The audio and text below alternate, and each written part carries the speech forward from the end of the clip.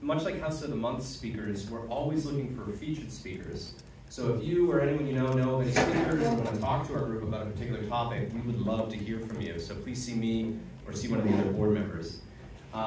Tonight, I'm very pleased to introduce to you Nick Aalerud.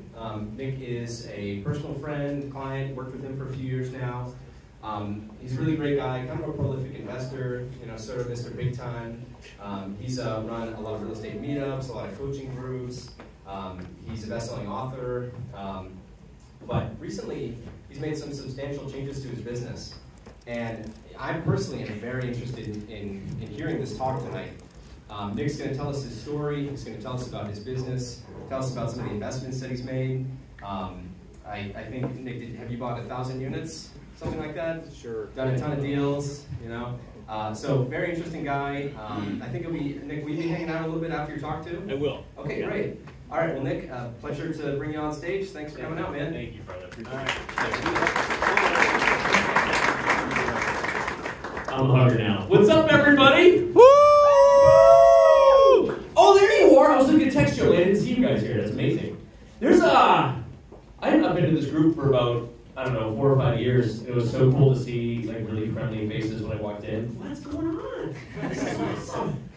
It's just, I'm an attraction for kids. I wanted to say thank you for coming out and to spend your time here, obviously networking for deals on your way to financial freedom, but also to come and spend some time hearing my story.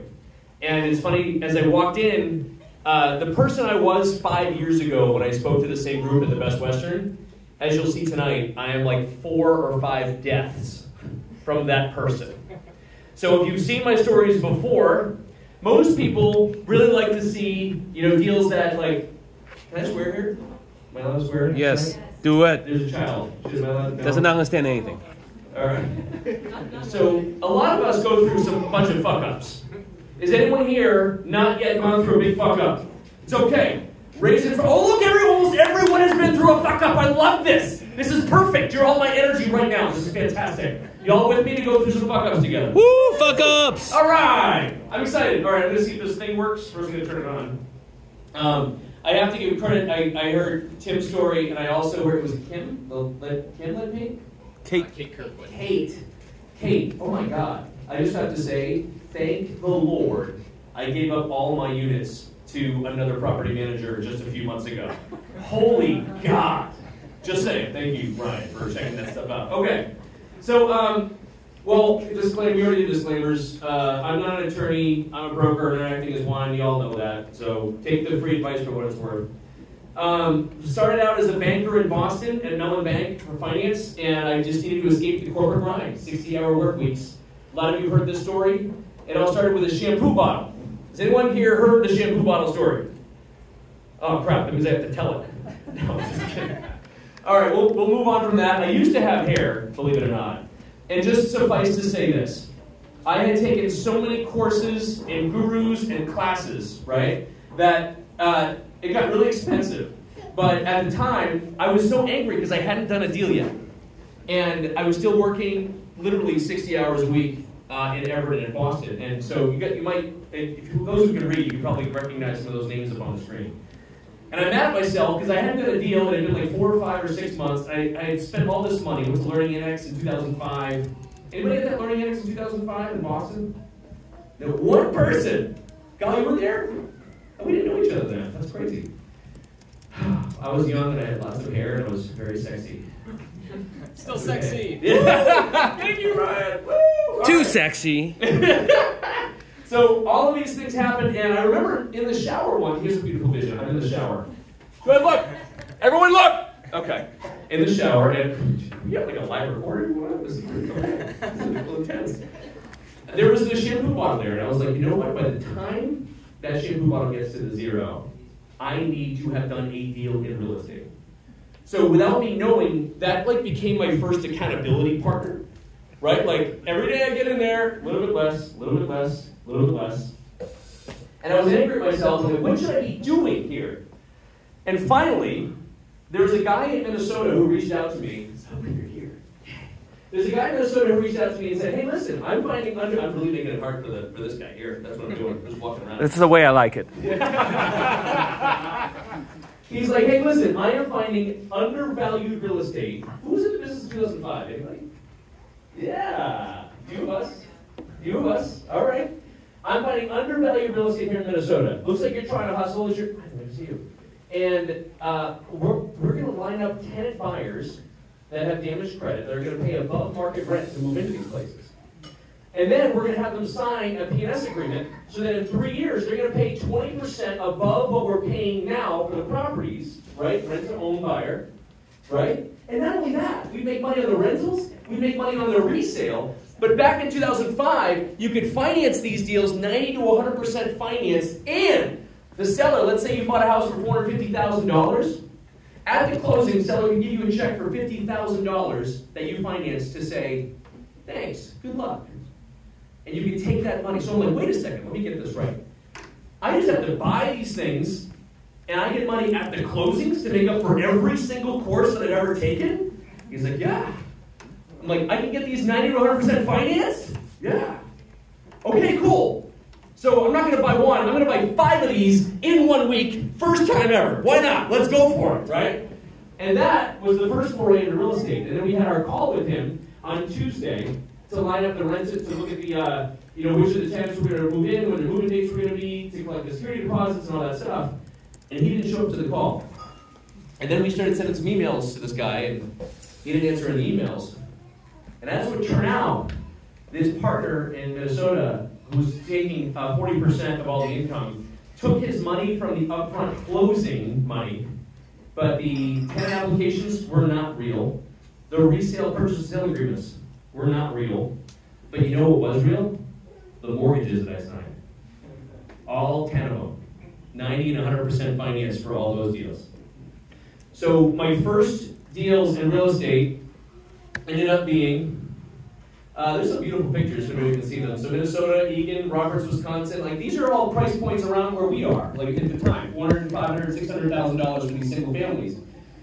And 4 of them went to a short sale and 1 went to foreclosure. These are my very first 5 deals in real estate. And I tell that story because when that happened to me, and I think a few people in here have had financial catastrophes happen, where you run out of money and your credit is now complete shit, and you think that that might be the end. And I'll speak to a lot of men in here, men who believe that production and finance is the #1 thing that's important in their lives, right? For me, my life was over.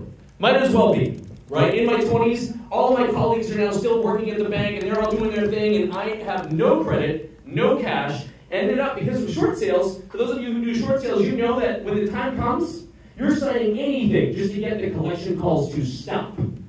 Every 38 seconds, my cell phone was ringing with collections calls. I had to shut off the phone, put it in a drawer. And with that said, I just signed anything they put in front of me. It was actually an investor in Minnesota that helped me with these short sales. Right? He bought the properties, he did the paperwork, he got the collection calls to stop. Which, if you're in the short sale business, that's the #1 thing your motivated seller would like. So in that moment, I also just signed anything, so I racked up $400,000, which in my credit report, in unsecured debt that I now owed after the short sales and foreclosures were done. Has anyone else found themselves in a shitty financial situation?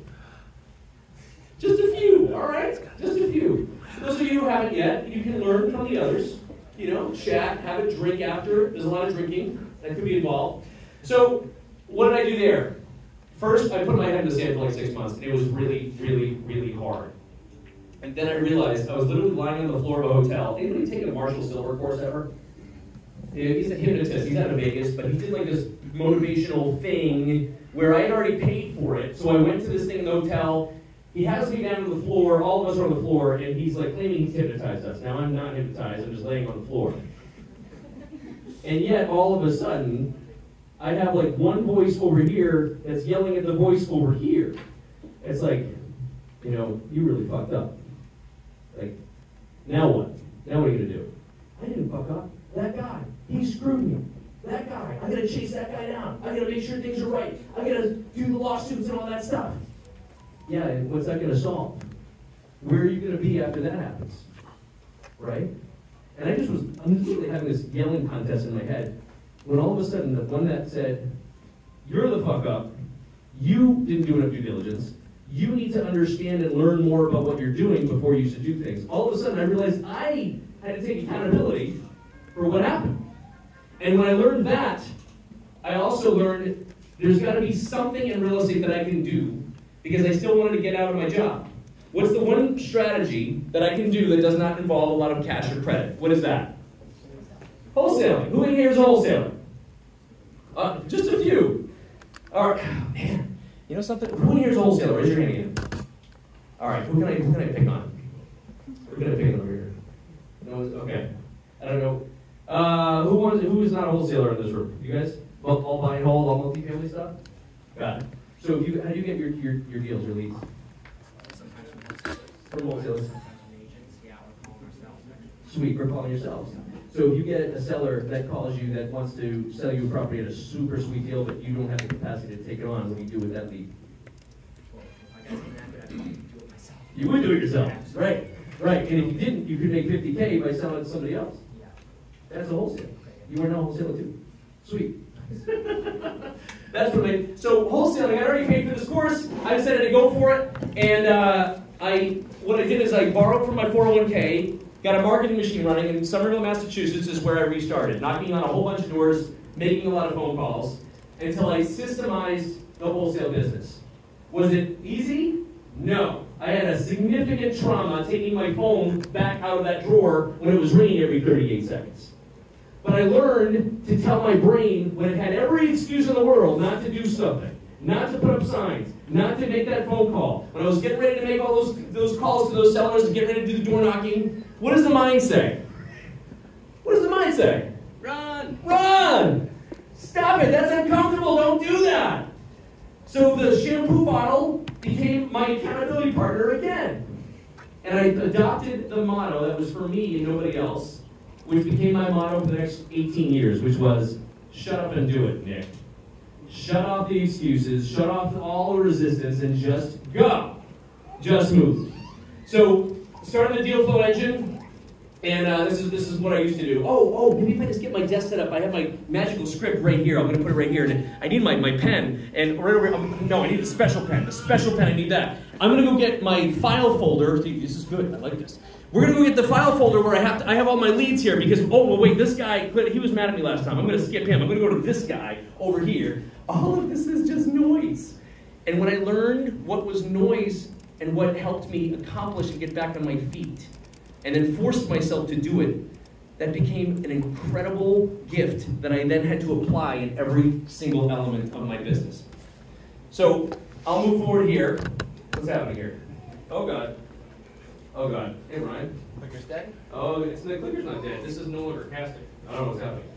So I wrote a book about that experience. I didn't write a book. I wrote a story in a book with a lot of better authors than me about that whole experience and about how you come back from that and the mindset it took to do that. If anybody would like a copy of that book, I'll be here afterwards. And I have a bunch of them. I don't know how many I have, but if anybody wants one, just come on up. We'll sign one for you. All the proceeds go to charity, which is why I have a shit ton of boxes that I would like to give away. So, let me do that one. All right, after that, I guess we'll do the journey to multi-family. So after that, I want to share with you, right, so who is Nick? As a wholesaler and a rehabber, sure, we can do the ego thing and say we fixed and flipped over 500 properties. Sure, we can say that, we bought and sold over 1,000 rental units. But as you'll see tonight, there's been a lot more that we had to go through to understand what life is all about. And that's really what I want to chat with you guys about tonight. So my favorite activity for me is after that whole thing happened, we did open up the wholesaling thing. We had a brokerage. We had a property management company. We had the Greater Boston's #1 home buying team. Some of you might have heard AA Real Estate Home Buyers. We were kind of like the #1. And anything we did, any marketing we put out, we did the bandit signs, we did the flyers, we did the billboards, we did the radio, we did all of this stuff because we were in a race to be #1. Whether it made sense financially or not, which we'll talk about. But if that's the case, I still needed What's the one way to build wealth?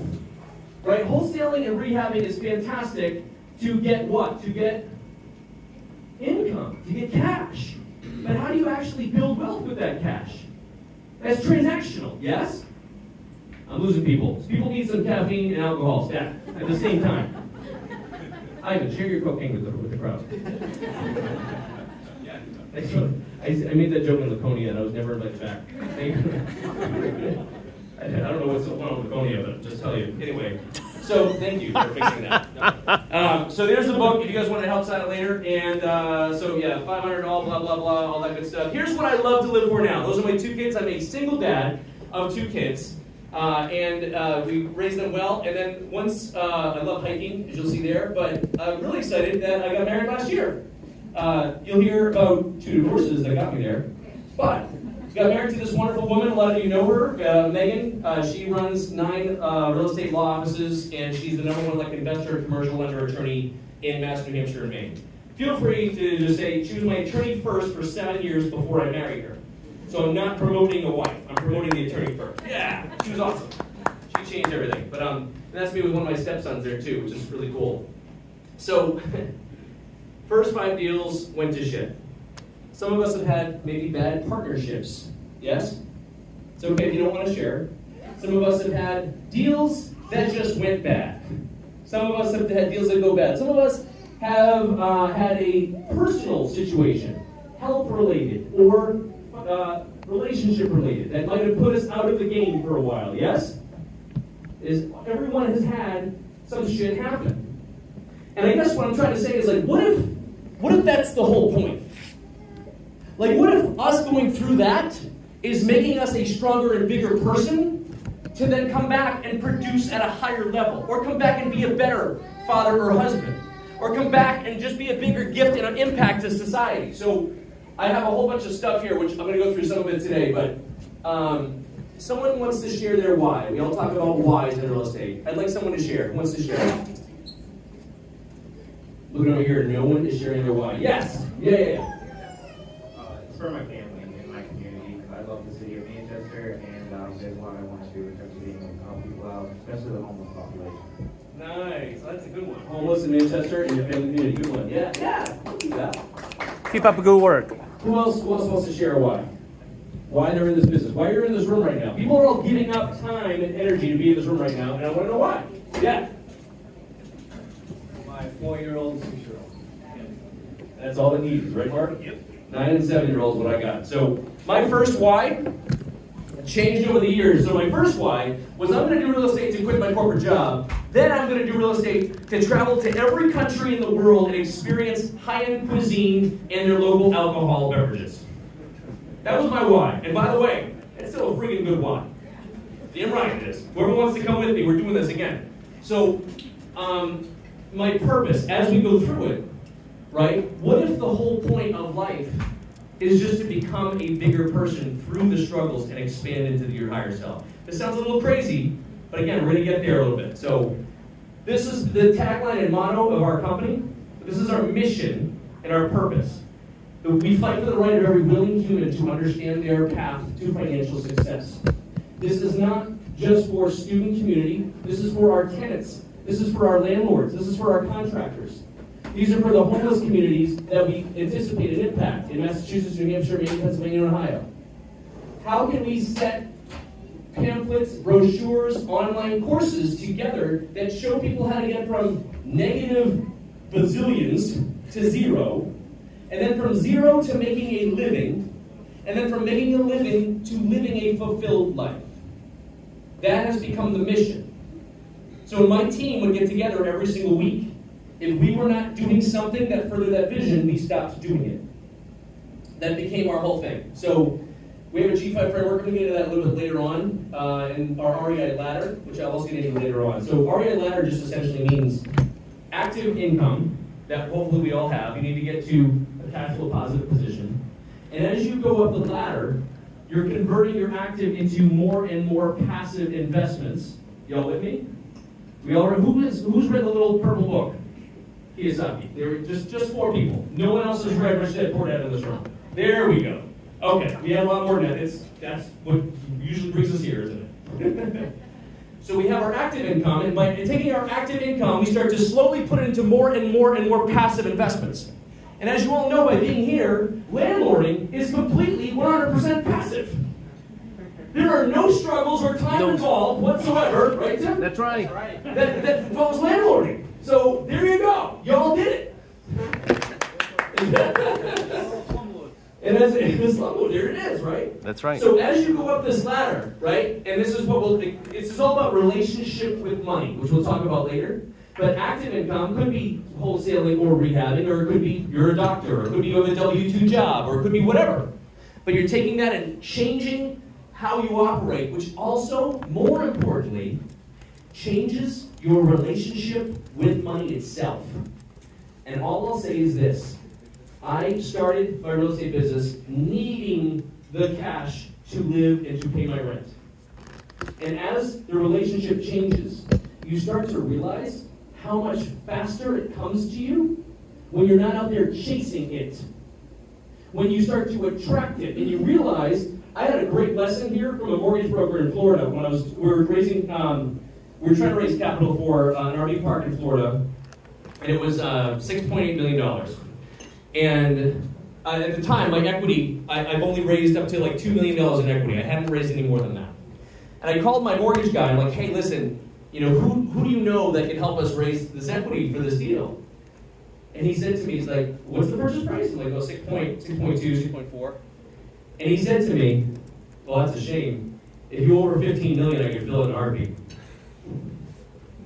I'll say it again. If you over 15 million in purchase price, we could fill that in a heartbeat, equity and debt. It's just a different way of thinking, right? As you get bigger, the money comes and it gets attracted to you, and you don't chase it as much. Just an interesting thing that I've learned. So, okay, let's go into the journey in multifamily.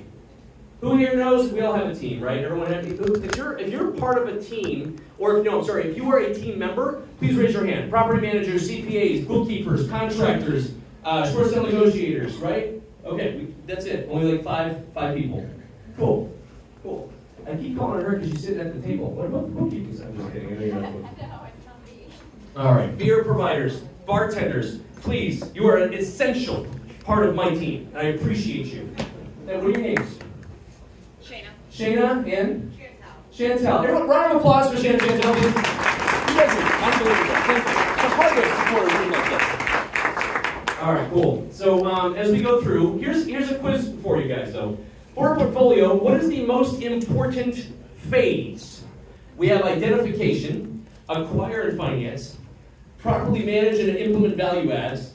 Oh, rehab or implement the value adds. Then there's ongoing management. And finally, there's exit strategy dispositions. What is the most important piece of that puzzle? Exit strategy. Someone says exit strategy. Identify. Getting the leads itself. Who else? Maintain. If you don't maintain, what happens? Foreclosure.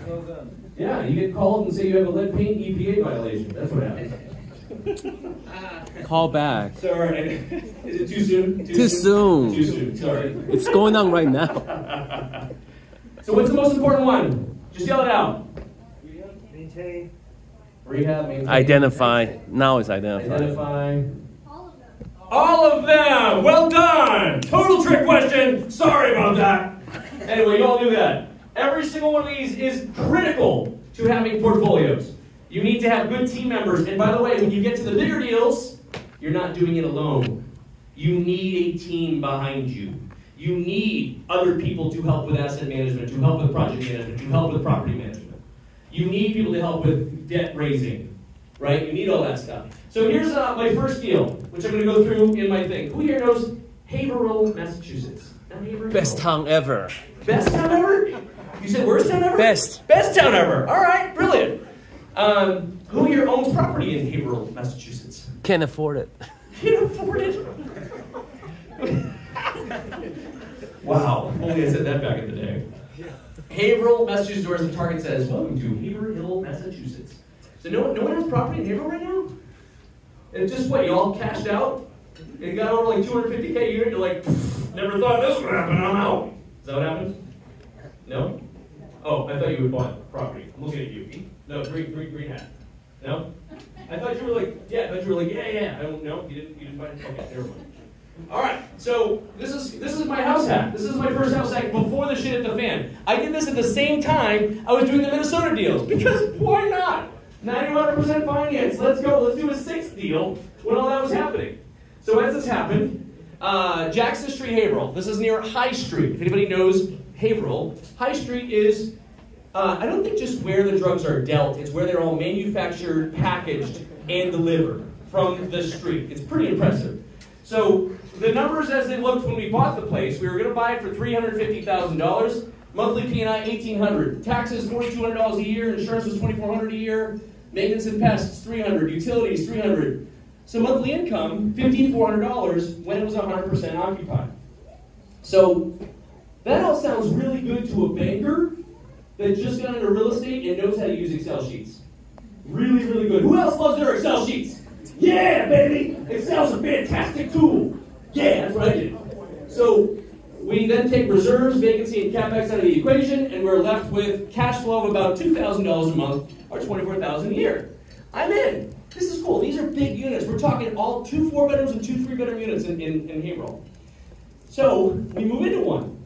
But I was taught by another guru that I can't let the tenants know that I'm managing the property. So starting from day one, we hired a third-party manager. And I got to be on the tenant side. Yeah, those bastards, they never come and fix anything. Yeah, those jerks. Now, I didn't look a lot like the tenants, which kind of threw some red flags up a little bit. And I took French in school, so I didn't speak their language either, and I really should have taken Portuguese. I should have taken Portuguese growing up, for sure. But anyway, this is what happened. So with all this happening, we found out what a war zone property can do when the Excel sheet just isn't good enough. War zone, so we had drugs that were happening on this property. They were not my tenants. We call the police. They say, do you take care of your property? Well, we're taking care of your property. How about will you come and arrest people? They said, well, we need some proof. So we put up security cameras, sent them the proof, and they said, oh no, we're not going to handle that. That's not our job. You got to take care of your property. So found out later, right, that police were getting bribes from the people in the high street of the distribution of the meth that were making that happen. So I had back then, we used to have these things called GPSs in cars. I know that a lot of you don't know what that is, but GPSs, I had my GPS stolen 3 times. Like they broke in my window and stole the GPS. Those were expensive back in the day, right? Before smartphones. We had drugs, so the only way out of a house hack where the Excel sheet's just not working is to sell it to your ex-wife. And that is the end of that story. So spreadsheets are sexy, know your area. So I'm passing to this one. Now I'm going to go out of state. So here's the thing. I have this wholesale operation that's working in Somerville, Boston, Cambridge, like now getting into Greater Lowell. Like it's working. But I know that my only way to build wealth is still through rental real estate. I am not financeable based on what happened to me in 2005, 2006. So I know that I have to do something with low-priced cash deals.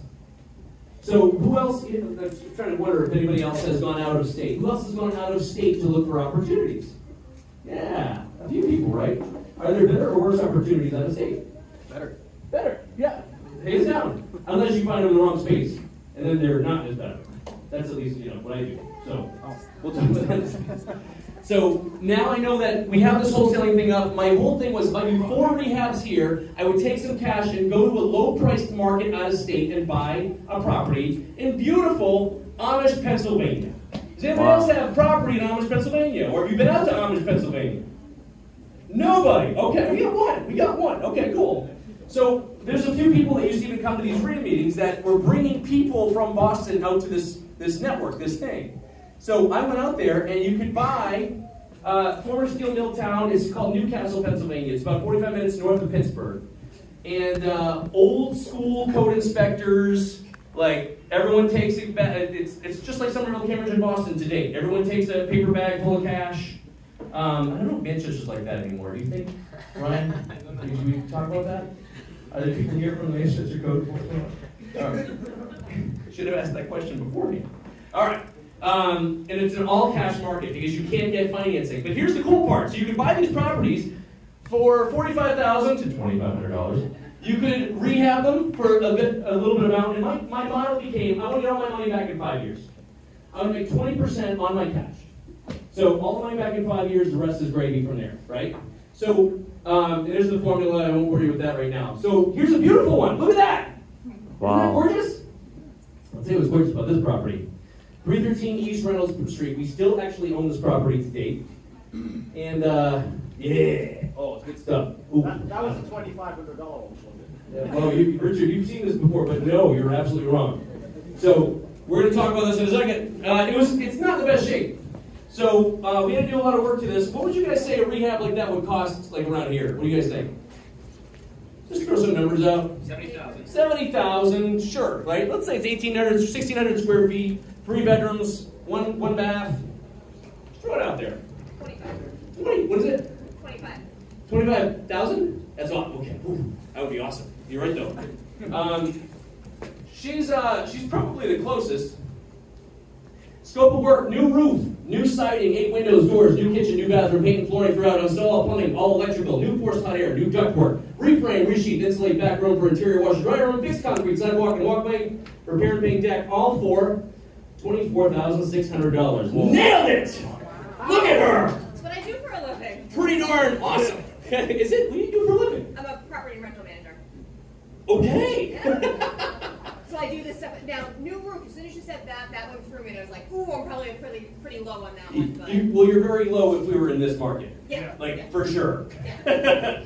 This, all day long, especially now, I'm at $120,000 all day long Yeah. for all that stuff. So, you guys should team up. Yeah, just saying. All right, cool. Synergies. Look at the synergies being made here. We didn't even know. And you could also start serving alcohol to all of it's good. It's all good. To the tenants. So the property itself is not necessarily Massachusetts or New Hampshire quality, right? But this is what it is. If you want safe, clean, and affordable, that's what you want out there. No one has jobs. Purchase price, Richard, you were way off. We bought this property, $686. So with $686, what's cool, back then there was a tax sale. You don't pay your taxes.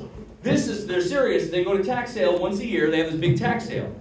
If you don't pay, it goes for what is owed on taxes. $2,500, $5,000, $10,000, whatever it is. If it doesn't sell at tax sale because it's that shitty, it goes to something called a repository, which brings it to a $500 base valuation, plus $186 in fees and whatnot. The cool part about that is if it goes to the repository, guess where the taxation then falls? I am being taxed on a $500 property, and you'll see what we're paying for taxes. Gross rent on this one, $425 a month. Payback was about 5 years. NOI 13%. So here are the issues out there. Could not find a good property manager. Period. I don't know if I have it in here. Do I have it in here? No, I didn't. The property tax is $8.64 a year. Just wanted to let you know. So, and it still is. They haven't raised it since we bought this in like 2010, 2009. So code violations, some are quick. One thing that I don't like about the market, if you don't cut your hedges in time, they issue an arrest warrant. And because we didn't answer our mail because they sent it to the property, not to Boston, next time I drove out there and got through the toll booth, there were some police cars that I had to deal with. It's interesting. So noted, you have to make sure you cut your lawns out there. And even with super screening, every single tenant out there, they don't have their own income. Most of them are all unassisted. We talked about Section 8 earlier. Every single one of them has disability or some sort of housing program. And if you're lucky, you get the ones that work in the schools and the hospitals. That's kind of what we did. And that's okay. Everyone needed a place to live. So that was out of staking. Was it awesome? I still have the properties. You know what they're worth now? $20,000 each. You pay $600 for it. Well, it's true, but over the course of time. And here's the other thing I didn't like about single-family rentals, though, right? One, I would cash flow these, let's say $350 to $400 a month. One roof goes, and what's that? You're at $7,000 to $9,000. How many months of cash flow is that? And that happens when you own properties for over 10 years in the market, right? A boiler goes, a furnace goes. So you have to keep that in mind. The roofs were killing me, especially up there when these were old homes, 1800 built homes, similar to here, right? So now that I'm doing that, I think I'm the coolest shit in the world, right? Because I've got the rehabbing thing going on here. Now I can buy stuff in Pennsylvania that no one knows about. I'm like, yeah, I'm doing it great. I'm getting cash flow every month. Woo! I am now going to be a big shot. I am now going to take this National Gurus course that teaches me how to buy these larger, multifamily buildings in emerging markets throughout the United States. Has anybody taken that course or heard of that course before? I did. I knew I recognized the face back there. I did. So I took this course. I'm like, I'm the man now. I got this. And I got my team handling the wholesale rehab. I got property managers, student feelings of that. I'm going to now do this.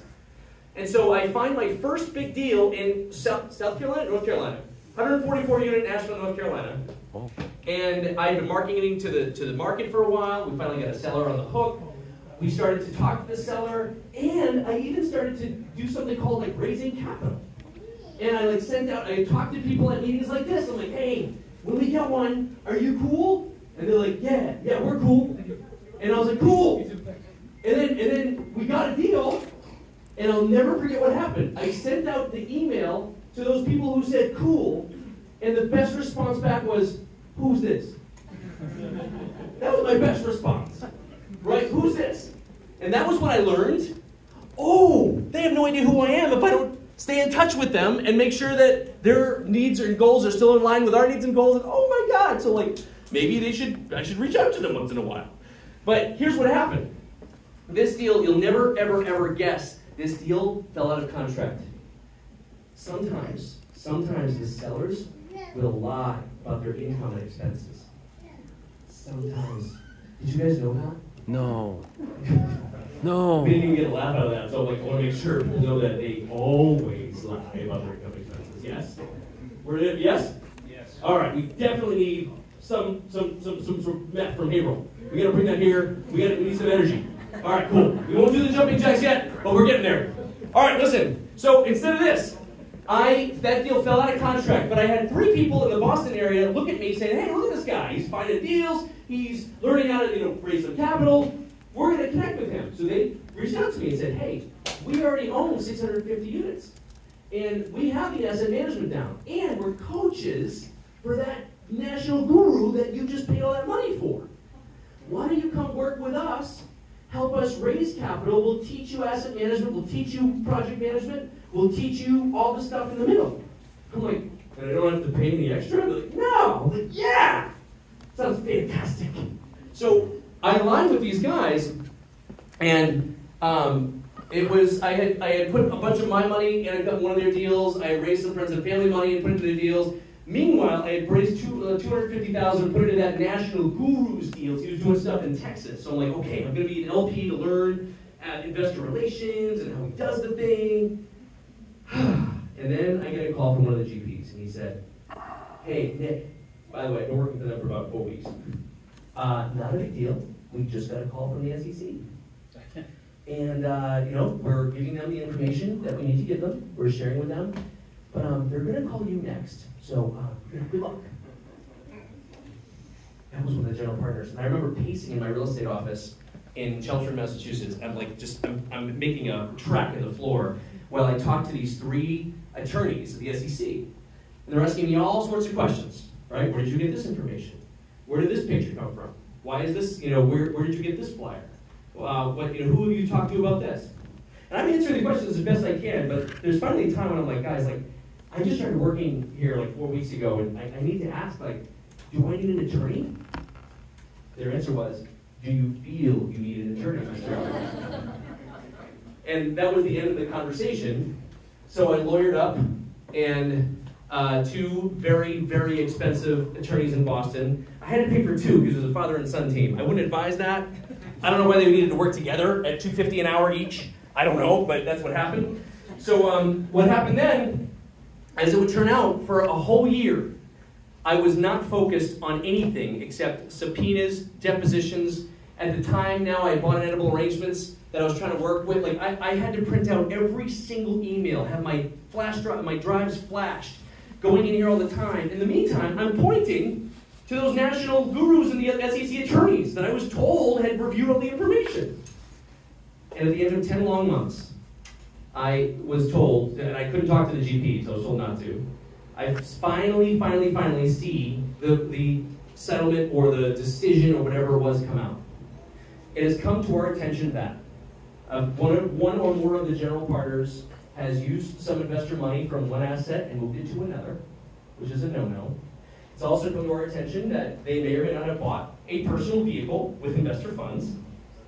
It may or may not, and all of this happened, and all three of the GPs, one was an attorney who was disbarred, and the other three were all fined $300,000. But I want to share with you what's the worst case scenario on a syndication or a multifamily asset.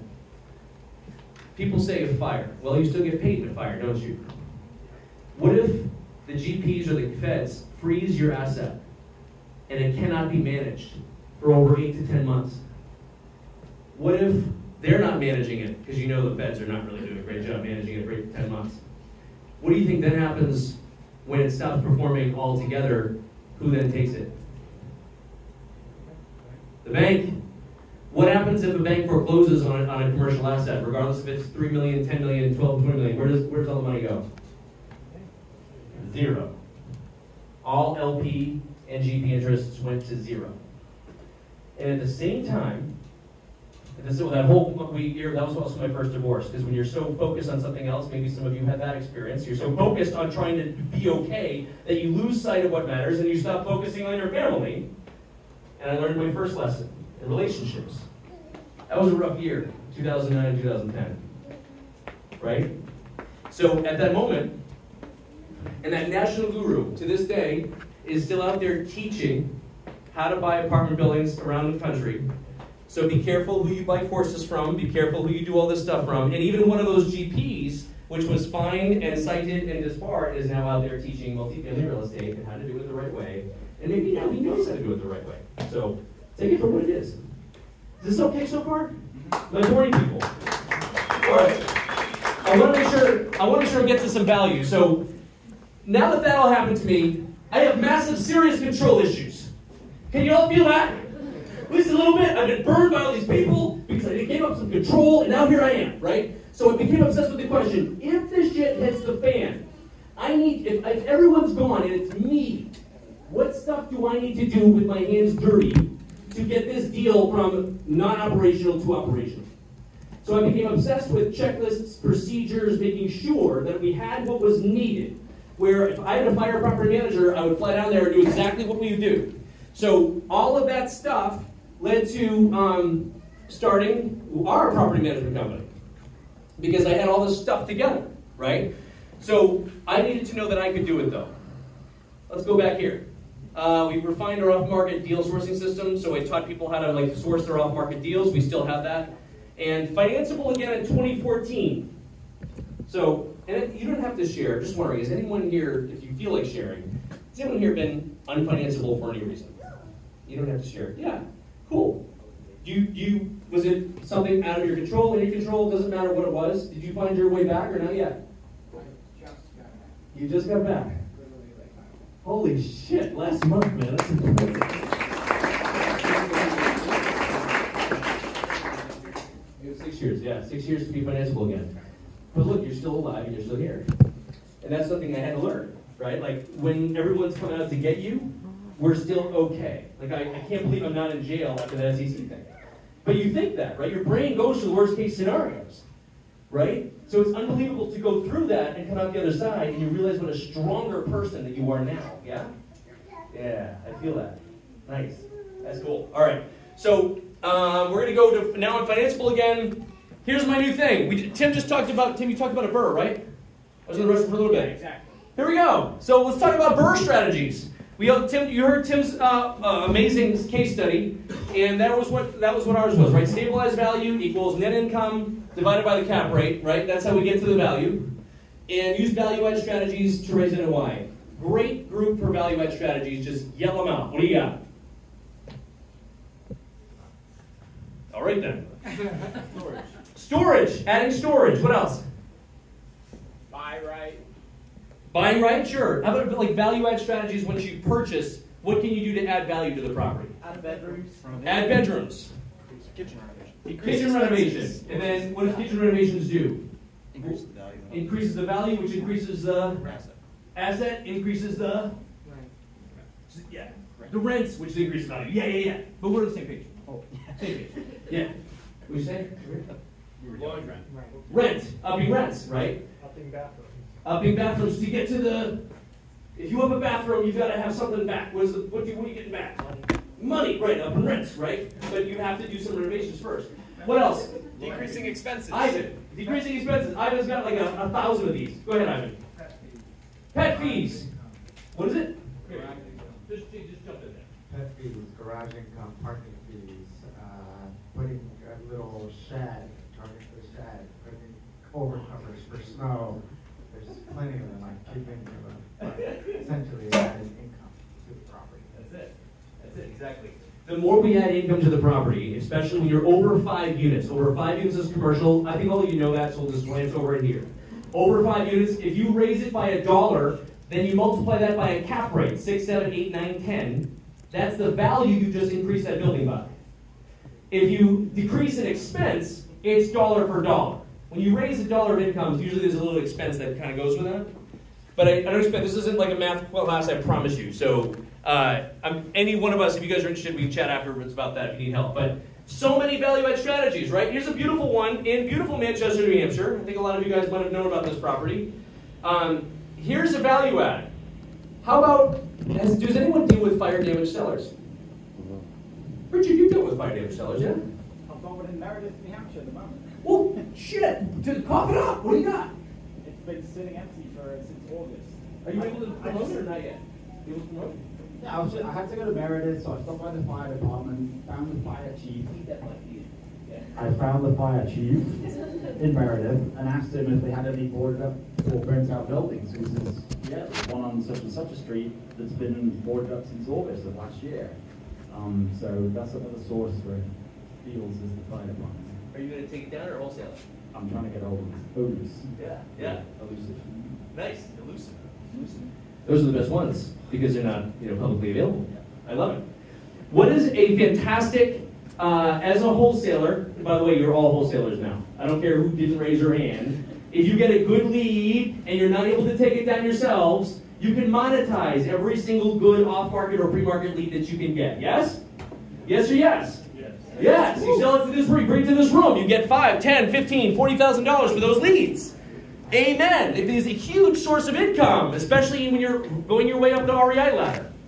So, what is something the motivated seller of a fire damaged building? If it's their single family house, a lot of emotional stuff there, but we're going to talk about a 6-unit building. What do you think this guy wanted? What did he want when his building went up in flames because of some meth heads, probably from April? What year is this? 2017, 18, 2018? Oh no! Oh, you're asking the numbers. I'm sorry. No, but what's his need? What does he want? To get rid of it. To be out And not lose money. and not lose money, right? Even. Who do you think is bugging the shit out of him when he has a fire damaged building here in Manchester? Who's bugging him every single other day for what he's doing with the property? Who's doing that? Lender, City. insurance agent, wife. Wife being the most important one of those, yes. Yep, code enforcement, insurance. Everyone's on this guy to do something with the property. He lives in California. What does he want? He wants the calls to stop. He also wants to make sure he gets the value. He gets the highest dollar for the value. What's a good contact that you as a wholesaler, rehabber, or landlord can have to offer to a seller like this that could get him more money maybe than he's anticipating? What's a good power team add-on here for this? When you guys have a fire, who's the first person that you call? Insurance. Who do you call for the insurance? My insurance broker. Ooh, close but no cigar, Ryan. But that's where you perfect lead it. Does your insurance broker want to pay you the insurance proceeds? No. Not necessarily. They get dinged. Your sales agent gets dinged. Did you guys know that on claims? So whatever commission that your sales agent made, they have to pay back some if you have a claim in the first 2 years. Did you know that? So they don't want it to go through, and the insurance company itself does not want it to go through. They've hired a whole legal team to make sure they only pay you this much money. This much. Who's the guy that might be on your team? You guys heard? Go ahead, Richard. A public insurance adjuster. Public insurance adjuster.